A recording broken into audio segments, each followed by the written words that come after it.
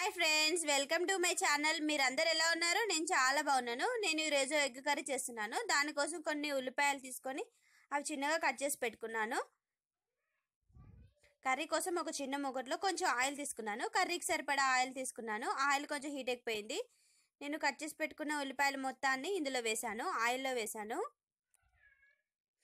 వీటిని ఒకసారి బాగా కలుపుకొని పైన ప్లేట్లో వాటర్ పెట్టుకుంటే సరిపోతుంది. వాటర్ పెట్టుకోవడం వల్ల కర్రీ మాడిపోకుండా ఉంటుంది. కింద మళ్ళీ ఉల్లిపాయ ముక్కలు కూడా చాలా బాగా మగ్గుతాయి. అందుకే నేను పైన ప్లేట్లో వాటర్ పెడుతున్నాను.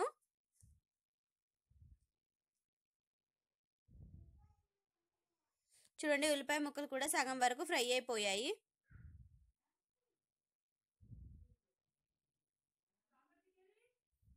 ఇంకా మనకు కొంచెం బ్రౌన్ కలర్ వచ్చేంత వరకు ఫ్రై అవుతే కొంచెం కర్రీ టేస్టీగా ఉంటుంది. పచ్చివాసన ఏమీ ఉండదు, బాగుంటుంది.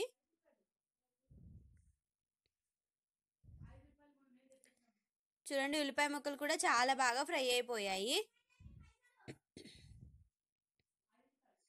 ఇప్పుడు నేను ఇందులో ఒక స్పూన్ జీలకర్ర వేసాను. ముందు ఏమీ వేయలేదు, తర్వాత వేస్తున్నాను. మీరు కావాలంటే ముందు కూడా వేసుకోవచ్చు. జీలకర్ర కూడా ఫ్రై అయిపోయింది. ఇప్పుడు నేను ఇందులో అల్లం వెల్లుల్లి పేస్ట్ కూడా యాడ్ చేశాను. ఒక స్పూన్ అల్లం వెల్లుల్లి పేస్ట్ వేసాను. ఇది కొంచెం పచ్చివాసన పోయేంత వరకు వేపుకుంటే సరిపోతుంది.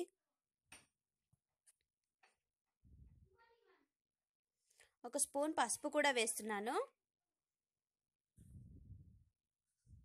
ఇది ఒకసారి కలుపుకుంటే సరిపోతుంది.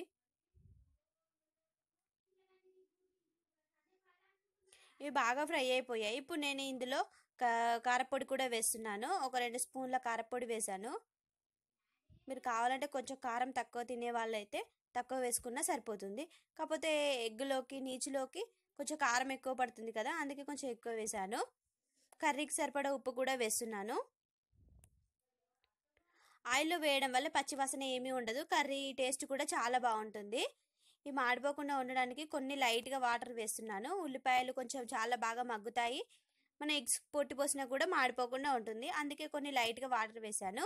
ఇవి కొంచెం ఫ్రై అయిపోయాయి. ఇప్పుడు మనం ఇందులో ఎగ్స్ కొట్టిపోసుకుంటే సరిపోతుంది. ఇప్పుడు నేను 3 ఎగ్స్ తీసుకున్నాను. వీటిని ఇందులో కొట్టిపోస్తున్నాను. మీరు కావాలంటే ఇలా కొట్టిపోవడం ఇష్టం లేకుంటే ఉడకబెట్టిన ఎగ్స్ ఉంటాయి కదా, అవి కూడా వేసుకోవచ్చు. ఈ కర్రీ రైస్లోకి బాగుంటుంది, చపాతీలోకి బాగుంటుంది. నేను ఈరోజు చపాతీలోకి చేస్తున్నాను, అందుకే ఎగ్స్ కొట్టిపోస్తున్నాను. రైస్లోకి చేసుకున్నప్పుడు కొంచెం ఎగ్స్ ఉడకబెట్టుకుంటే చాలా టేస్టీగా ఉంటుంది కర్రీ. చూడండి, ఎగ్స్ కొంచెం ఫ్రై అయిపోయాయి. ఇప్పుడు కొంచెం మామూలుగా పక్కకు తిప్పుకుంటే సరిపోతుంది. ఎగ్స్ వేసాక వెంటనే కలపకూడదు, అన్నీ బాగా విడిపోతాయి. అందుకే ఒకటి తర్వాత ఒకటి మామూలుగా కలుపుకుంటే సరిపోతుంది. ఎగ్స్ దేనికదే ఉంటుంది, చాలా బాగా కూడా ఉంటాయి మనకు. చూడండి, ఎగ్స్ సగం వరకు ఫ్రై అయిపోయాయి, ఒక పక్కకు ఫ్రై అయ్యాయి. మనం ఇప్పుడు ఇంకో పక్కకు మామూలుగా తిప్పుకుంటే సరిపోతుంది. ఎగ్స్ కూడా దేనికదే కనిపిస్తుంది. చూడండి,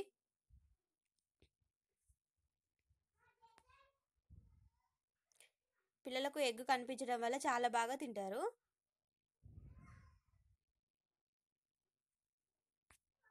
ఎగ్స్ ఆల్మోస్ట్ ఫ్రై అయిపోయింది. కర్రీ ఆల్మోస్ట్ రెడీ అయిపోయింది.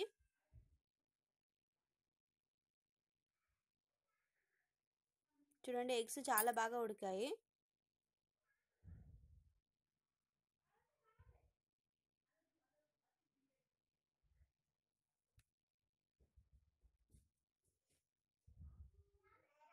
ఎగ్స్ కర్రీ రెడీ అయిపోయింది.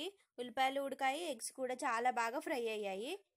ఇప్పుడు మనం ఇందులో కొంచెం ధనియాల పొడి వేసుకుంటే సరిపోతుంది. నేను ఇందులో కొంచెం వేయించిన ధనియాల పొడి వేస్తున్నాను.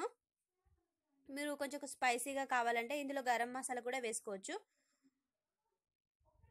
గరం మసాలా వేయడం వల్ల కొంచెం కర్రీ టేస్టీగా ఉంటుంది, స్పైసీగా కూడా ఉంటుంది. స్పైసీగా తినే వాళ్ళైతే గరం మసాలా వేసుకోవాలి. చూడండి, ఎగ్ కర్రీ రెడీ అయిపోయింది.